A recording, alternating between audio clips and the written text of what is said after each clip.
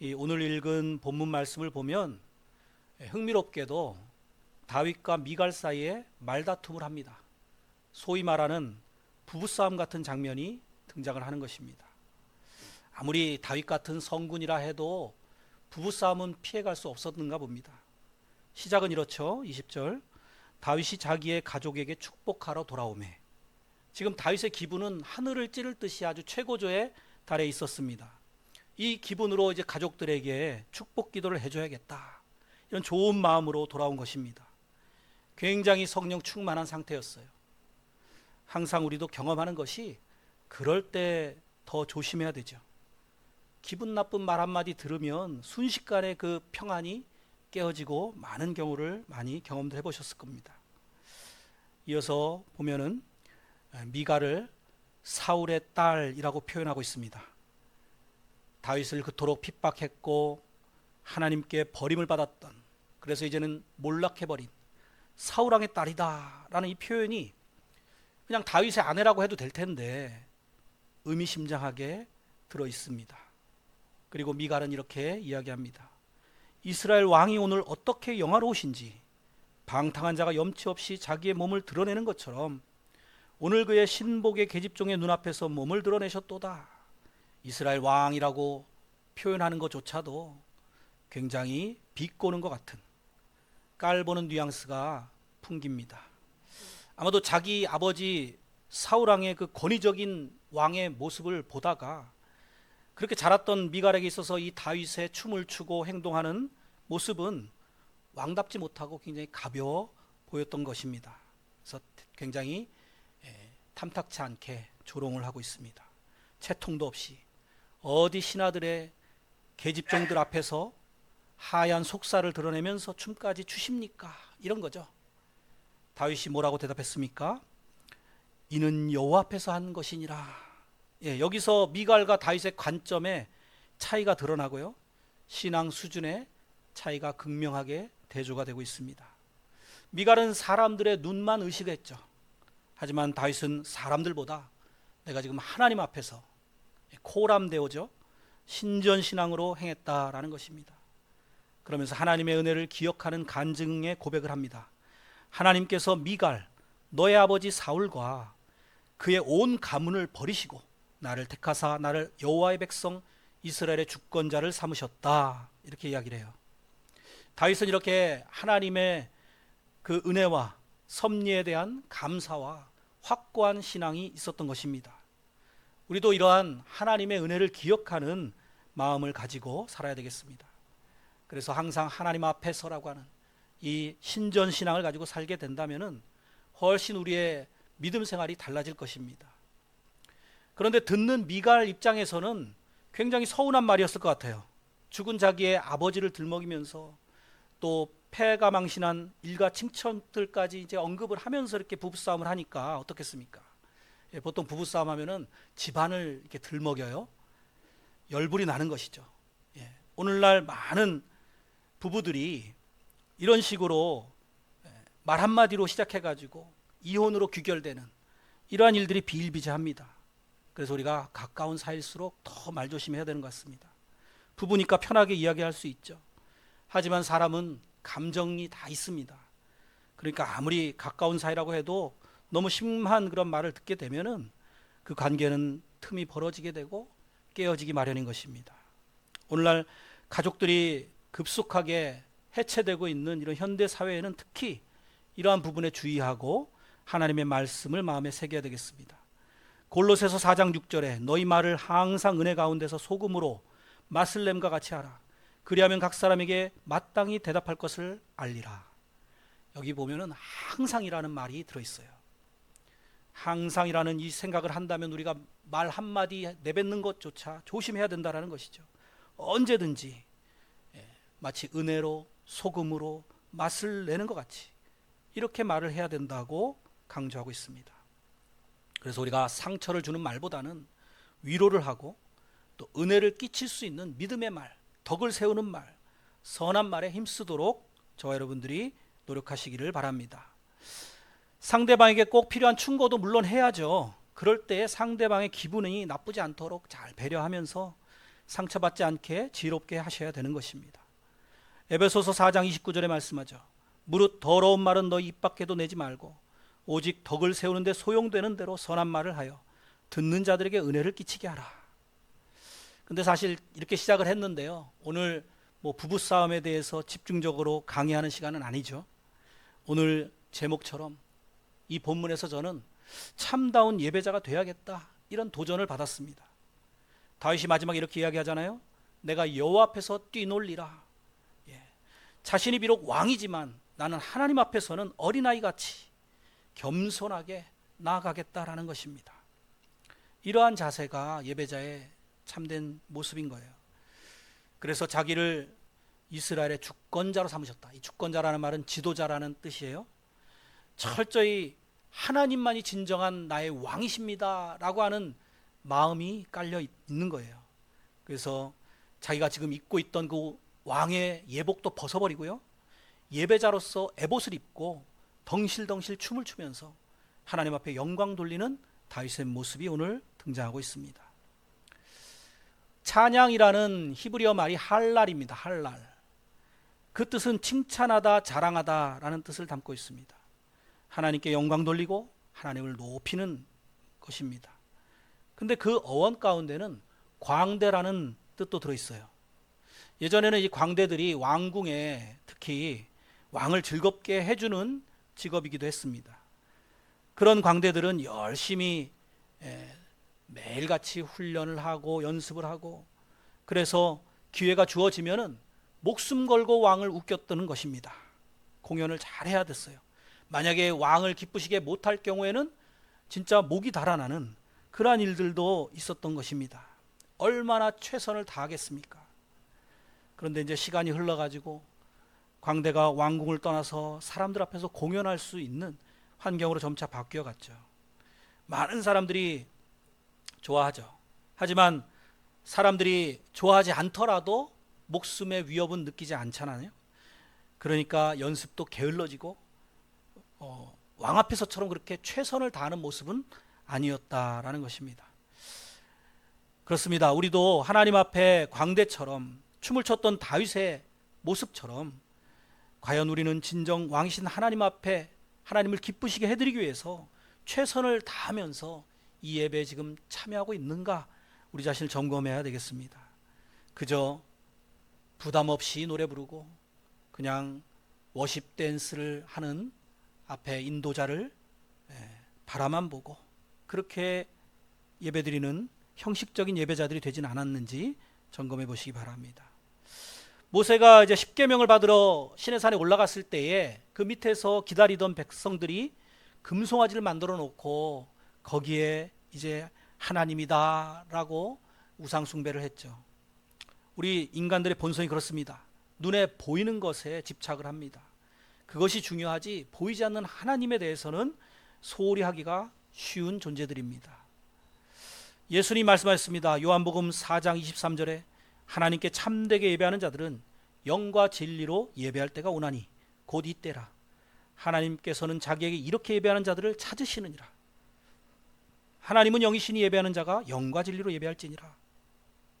하나님은 보이시지 않는 영이십니다. 그래서 우리가 영과 진리의 예배, 성령으로 예배드리고 또 진리의 말씀에 입각해서 예배를 드리는, 이것이 예배의 특징인 것입니다. 당연히 눈에 보이지 않으니까 이 하나님 앞에 우리가 예배자로 선다는 것이 쉽지를 않습니다. 하지만 우리가 본질만은 붙잡고 나아가야 되는 것이죠. 성경은 다윗의 모습을 통해서 하나님이 원하시는 예배자가 어떤 사람인가를 보여주고 있습니다. 다윗은 이스라엘의 왕이었지만 하나님 앞에서는 기꺼이 광대처럼 되기를 주저하지 않았다는 것입니다. 그것은 하나님이 참된 왕이시다라는 믿음이 있었기 때문이에요. 그리고 자기 자신은 하나님을 떠나서는 결코 존재할 수 없는 존재다라고 생각했던 것입니다. 시편 51편 11절에 나를 주 앞에서 쫓아내지 마시며 주의 성령을 내게서 거두지 마소서. 주님의 성령이 떠나시면, 거둬가시면 저는 존재 자체가 의미가 없습니다. 이러한 마음인 것이죠. 시편 73편 28절에 하나님께 가까이함이 내게 복이라. 내가 주 여호와를 나의 피난처로 삼아 주의 모든 행적을 전파하리이다. 오직 복은 하나님과 가까이 하는 것이다. 이런 마음들이 있었기 때문에 사람들 앞에서 그렇게 맨살이 드러나는 것도 개의치 않으면서 정말 황홀경에 빠져가지고 춤을 추며 나아갈 수 있었다는 것입니다. 그리고 이런 모습은 자연스럽게 흘러나와야 되는 것입니다. 제가 오늘 이렇게 설교했다고 해가지고 여러분들이 억지로 감정을 짜내가지고 하나님 앞에 찬양을 드리고 하나님이 즐거워하시는 예배의 모습이 나오겠습니까? 지금 파리 올림픽이 개최가 됐죠. 사람들이 많은 관심 가운데 있는데요. 거기 관중들을 보십시오. 금메달을 딴 선수에게 박수를 보내고 또 그를 굉장히 존경스러운 눈으로 쳐다보고, 이것이 억지로 나오는 게 아니지 않습니까? 정말 4년간 피땀 흘린 그 선수의 노고를 또 생각하면서 자연스럽게 그 마음이 가는 것이죠. 이처럼 우리가 하나님을 최고로 여긴다면은 존경심이 우러나게 되고 자연스럽게 찬양이 나오게 되고 영광을 돌리게 되는 것입니다. 또 한 가지 중요한 것은 이 마음이 지속되어야 한다는 것입니다. 처음에는 감사함이 넘치고 감격이 넘쳤던 우리의 신앙생활도 시간이 흐르다 보니까 어느새 의무감에 마지못해 시간이 되면 억지로 시간 때우기식으로 참여하고 있지는 않습니까? 다윗은 과거에 목동 시절부터 왕위에 오른 지금에 이르기까지도 변함없이 하나님이 자신의 목자요 주인이시오 왕이시다, 이 사실을 잊지 않고 있었다는 것입니다. 이걸 또 우리가 알 수 있는 것이 그가 쓴 많은 시편들을 통해서 그의 마음을 엿볼 수가 있어요. 시편 중에 상당수가 다윗이 지은 것으로 추정이 되고 있습니다. 시편이 총 150편인데 그 중에 100여 편이 기록자가 밝혀져 있어요. 그 중에서도 73편이 다윗이 저자로 되어 있습니다. 또 기록자가 확인되지 않은 50여 편 중에서도 많은 수가 다윗의 기록이다라고 추정되고 있습니다. 이렇게 많은 시편들을 통해서 다윗의 믿음을 우리가 살펴보면 그는 어떠한 상황에서도 변함없이 하나님을 신뢰하고 있습니다. 그가 사울 왕에게 쫓기면서 쓴 시를 봐도 그렇고요, 또 왕위에 오른 후에 지은 시들도 그렇습니다. 그의 믿음의 중심이 변함이 없다라는 이러한 지속성을 우리도 본받아야 되겠습니다. 우리의 환경과 상황이 달라질지라도 우리의 중심, 우리의 본질에는 하나님을 향한 감사와 신뢰가 늘 가득해야 진정한 예배를 드릴 수 있는 것이죠. 몇 가지만 살펴보겠습니다. 그의 대표작 시편 23편 이렇게 시작하잖아요. 여호와는 나의 목자시니 내게 부족함이 없으리로다. 나는 그분의 보살핌을 받는 양입니다 라는 고백이죠. 또 사울에게 막 쫓기기 시작했을 때 지었던 시편이 59편입니다. 3절에 그들이 나의 생명을 해하려고 엎드려 기다리고 강한 자들이 모여 나를 치려 하오니 여호와여 이는 나의 잘못으로 말미암음이 아니요 나의 죄로 말미암음도 아니로소이다. 11절 그들을 죽이지 마옵소서 나의 백성이 잊을까 하나이다. 우리 방패 되신 주여 주의 능력으로 그들을 흩으시고 낮추소서. 정말 이러한 마음을 품고 살았기 때문에 사울왕을 2번이나 죽일 기회가 찾아왔음에도 죽이지 않고 정말 하나님 앞에서의 그 마음을 가지고 나아갔던 것이죠. 또 쫓겨다니다가 광야 동굴에서 지은 것 같은 시편이 57편입니다. 1절 하나님이여 내게 은혜를 베푸소서 내게 은혜를 베푸소서 내 영혼이 주께로 피하되 주의 날개 그늘 아래에서 이 재앙들이 지나기까지 피하리이다. 마치 그 동굴 속이 하나님의 날개 그늘처럼 느끼는 거예요. 8절 내 영광아 깰지어다 비파야 수금아 깰지어다 내가 새벽을 깨우리로다. 이러한 시편이 그러한 환경 속에서 나온 거예요. 새벽을 깨우리로다. 여러분 많이 들어보셨죠?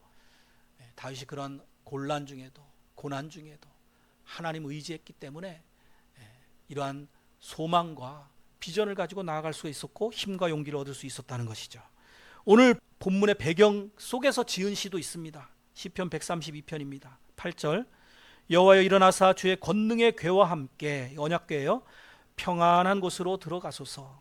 오늘 본문은 언약궤를 이제 예루살렘으로 모시면서 다윗이 너무나 기뻐서 춤을 추고 예배했던 배경입니다. 그 마음이 이렇게 기록되어 있잖아요. 그러니까 왕이 되었어도 변함이 없는 것이죠. 그런데 이제 또 그 후에 실수를 합니다.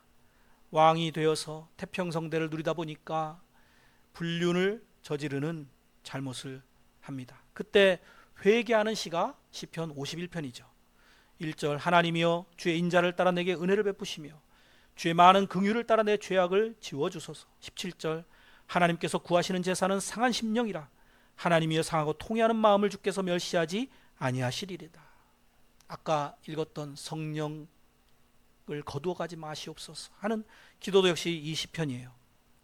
여기에도 여전히 하나님에 대한 깊은 신뢰와 관계성을 느낄 수가 있습니다. 사울 왕과는 많이 대조되는 모습이 이 부분이죠. 또 그 뒤에 자식인 압살롬이 반역을 합니다. 쫓겨다니다가 지은 시가 시편 3편입니다.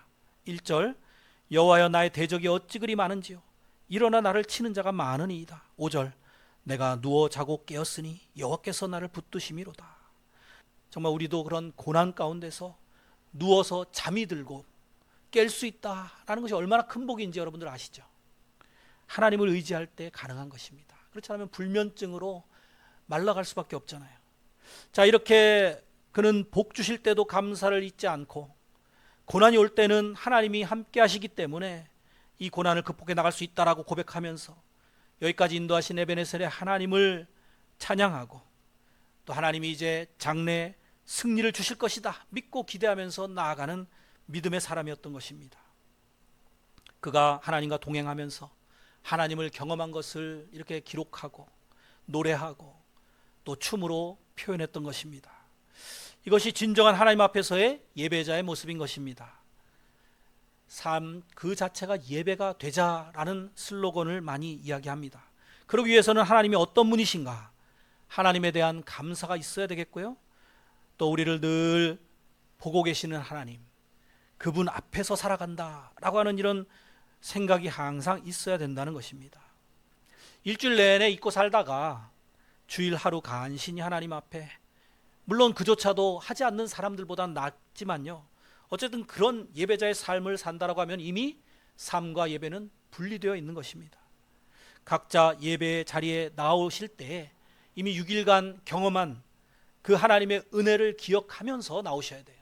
하나님이 어떤 분이신가, 살아계신 하나님이시다, 충만한 감사의 마음으로 나오는 것이 본질적인 예배자의 모습이고, 그렇지 않고 6일 동안 내 마음대로 하나님과는 동떨어진 생활을 하다가 주일 하루만 겨우 나와서 억지로 예배드리는 것은 많은 차이가 나는 것이죠. 이제는 우리도 좀 3살 먹은 우리 교회 성도들답게 성숙해야 되겠습니다. 주일 하루만이라도 하나님을 생각하며 산다라는 것도 물론 하나님 보시기에 기특할 수 있겠습니다만, 그러다 보면은 어느 방향으로 가게 되냐 하면은 예배를 수단으로 삼게 되는 바리새인 같은 모습이 생기게 됩니다. 예배를 내가 이렇게 드리면 뭔가 보답을 주시겠지, 그러한 예배로 변질이 될 수 있어요. 예배의 본질은 우리가 하나님 앞에 드리는 것이라는 이 사실을 기억해야 됩니다. 하나님께 받은 은혜에 감사의 마음을 표현하는 거예요. 또 하나님이 우리를 창조하신 목적대로 하나님께 찬송의 영광을 돌리는 것입니다. 이사야서 43장 21절에 말씀합니다. 이 백성은 내가 나를 위하여 지었나니 나를 찬송하게 하려 함이니라. 예배라는 이 히브리 원어의 뜻도 추적을 해보면 구약에서 가장 많이 사용한 단어가 샤하라는 말입니다. 이건 무릎을 꿇다, 엎드리다 이런 뜻이 있어요. 아바드라는 말도 쓰였는데요, 종이 주인을 섬기다 라는 뜻입니다. 신약에서 프로스퀴네오라는 말이 주인의 손에 키스하는 이런 모습을 담고 있습니다. 종들이 그 영화 같은 데 보면은 주인의 그 손등에 키스하잖아요. 무릎 꿇고. 복종과 존경의 의미가 들어있는 것이죠. 또 라투리오, 받들어 섬기다라는 말도 예배로 쓰인 단어입니다. 그러므로 예배자는 하나님을 주인으로 삼고 또 존경과 복종을 담아서 드리는, 마치 종과 같은 자세로 나아가는 것입니다.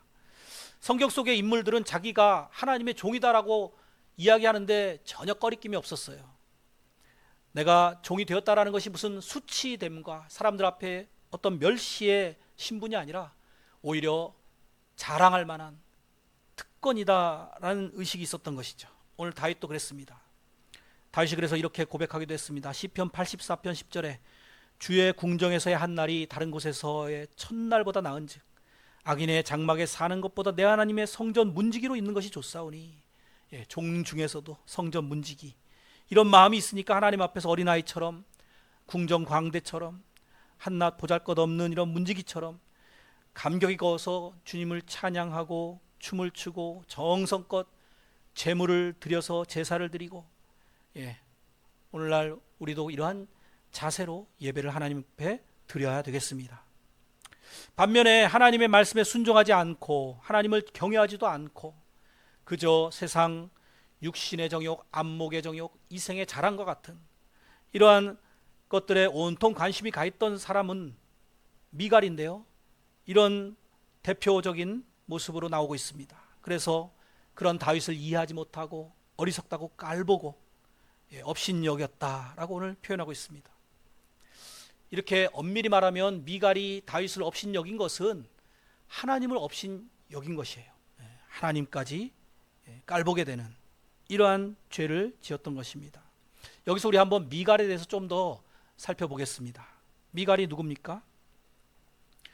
사울왕이 블레셋 병사 100명을 죽이면 그 증거를 가지고 오면 내가 딸을 주겠다라고 약속을 했고요.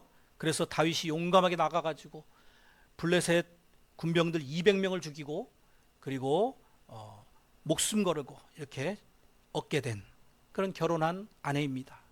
정략 결혼이죠. 그렇다고 좋아하지도 않는데 미갈이 결혼한 건 아닌 것 같습니다. 사무엘상 18장 28절에 보니까 여호와께서 다윗과 함께 계심을 사울이 보고 알았고 사울의 딸 미갈도 그를 사랑하므로, 여기 미갈이 다윗을 사랑했다라는 표현이 나와요. 게다가 미갈이 다윗을 죽이려는 아버지의 계획을 알고 나서 어떻게 했습니까? 피신을 시켰죠. 사무엘상 19장 12절, 미갈이 다윗을 창에서 달아내리매 그가 피하여 도망하니라.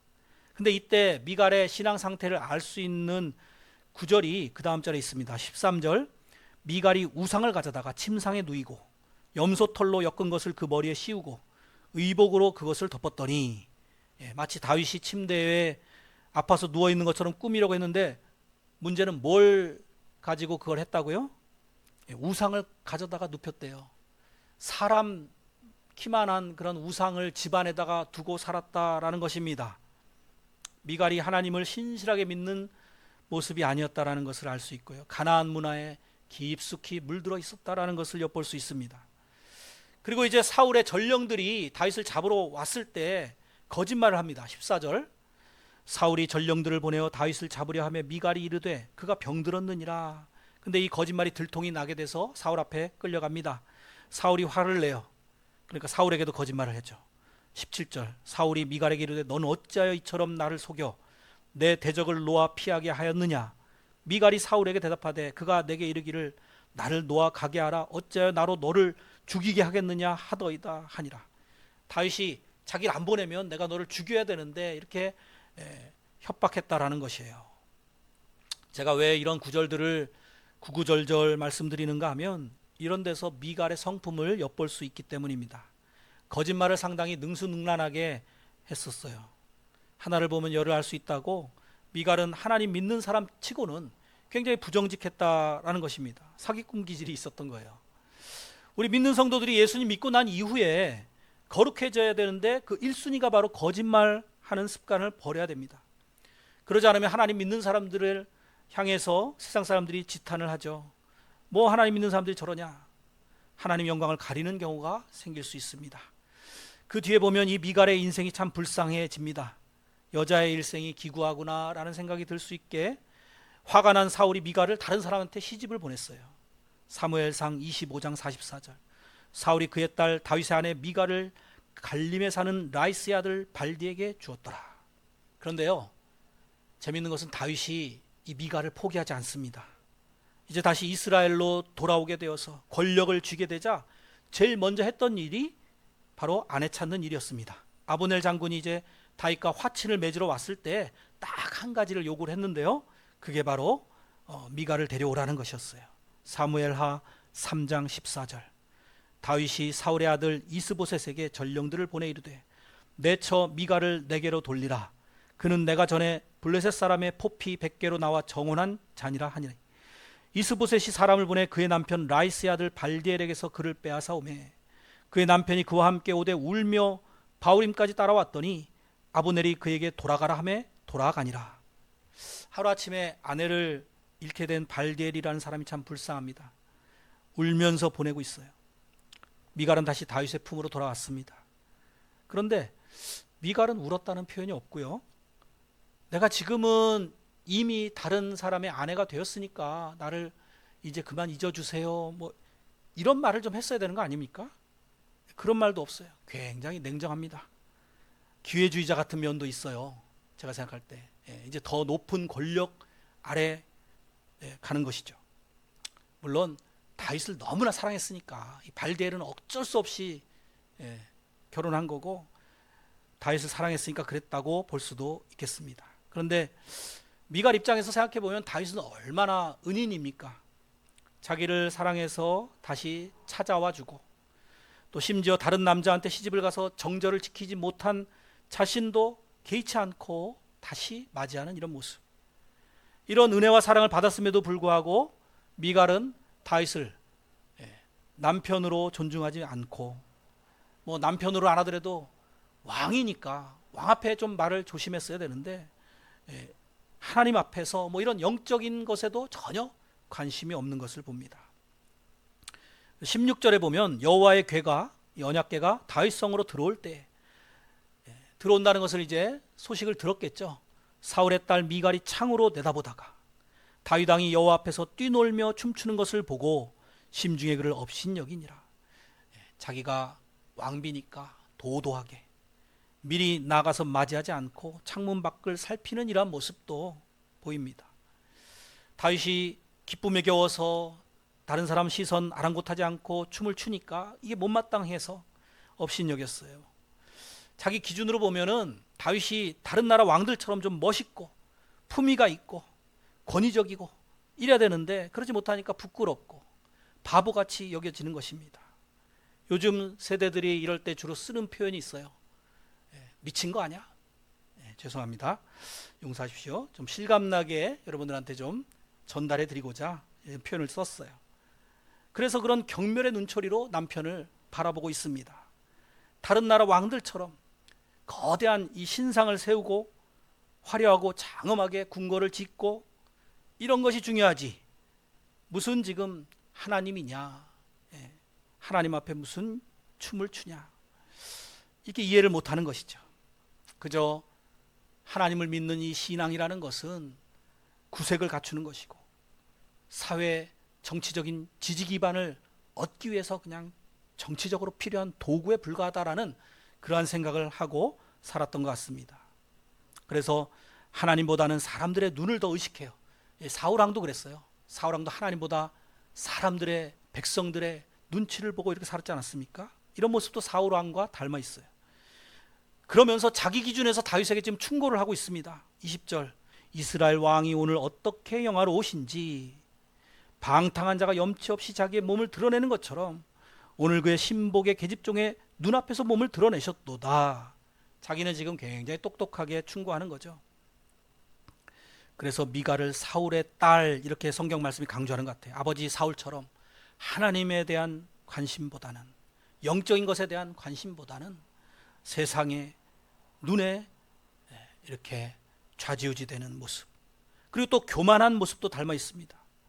누군가에게 이렇게 지적질을 한다라는 것은 자기가 훨씬 우월하다라는 생각이 깔려 있는 것이죠. 그것이 바로 교만 아닙니까? 다윗이 뭐라고 했습니까? 21절에 다윗이 미갈에게 이르되 이는 여호와 앞에서 한 것이니라. 그가 내 아버지와 그의 온 집을 버리시고 나를 택하사 나를 여호와의 백성 이스라엘의 주권자를 삼으셨으니 내가 여호와 앞에서 뛰놀리라. 아까 읽었죠? 이 뒷부분을 좀 더 읽어드리고 싶어서 읽었습니다. 22절 내가 이보다 더 낮아져서 스스로 천하게 보일지라도 내가 말한 바 계집종에게는 내가 높임을 받으리라 한지라. 23절 그러므로 사울의 딸 미갈이 죽는 날까지 그에게 자식이 없으니라.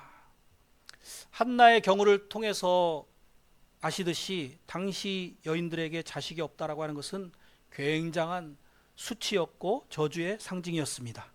또 다른 아내들로부터 핍박을 당할 수 있는 여지가 있었죠. 또 성경에서는 자녀가 많다라는 것을 축복으로 여기지 않습니까? 시편에서 장사의 전통에 있는 화살과 같다라고 비유를 하지 않습니까? 이러한 축복이 미갈에게는 평생, 잠시 잠깐도 아니고 평생 없었다라는 것입니다.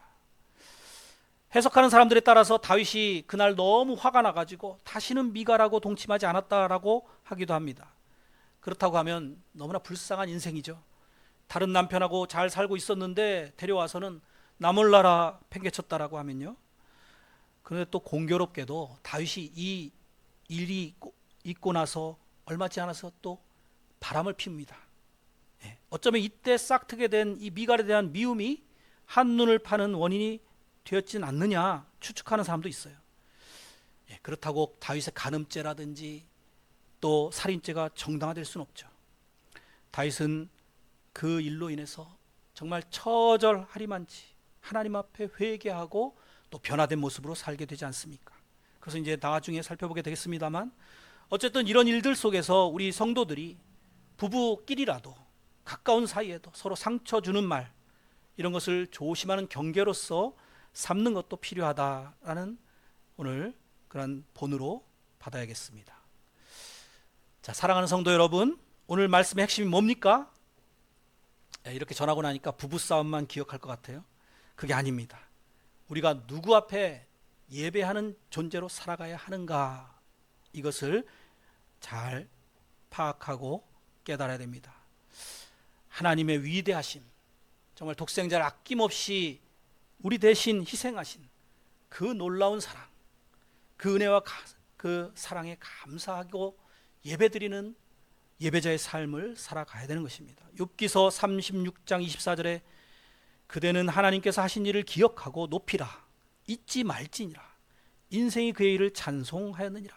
늘 예배자의 삶을 살기 위해서는 기억하는 거, 이게 너무나 중요하고요. 하나님의 은혜를, 또 하나님이 어떤 분이신가, 이것을 잘 생각하며 찬양을 해야 되는 것이죠. 저와 여러분의 삶을 돌아보시면서 하나님이 살아계셔서 여기까지 지켜주시고 인도하시고 역사하셨다는 이러한 고백, 우리 교회도 그렇게 해서 3주년을 맞이했다는 이 감사의 마음을 잊지 마시고 주님을 찬양하는 삶을 늘 살아가시기를 축복합니다. 여러분, 시편 제일 마지막 구절이 어떻게 끝나는지 아십니까? 시편 150편 6절에 이렇게 말씀합니다. 호흡이 있는 자마다 여호와를 찬양할지어다. 우리가 호흡이 있는 동안에 정말 하나님 앞에서 예배자로서 기뻐 춤추듯이 다윗처럼 그렇게 살아가시는 저와 여러분들이 다 되시기를 주님의 이름으로 간절히 축원드립니다.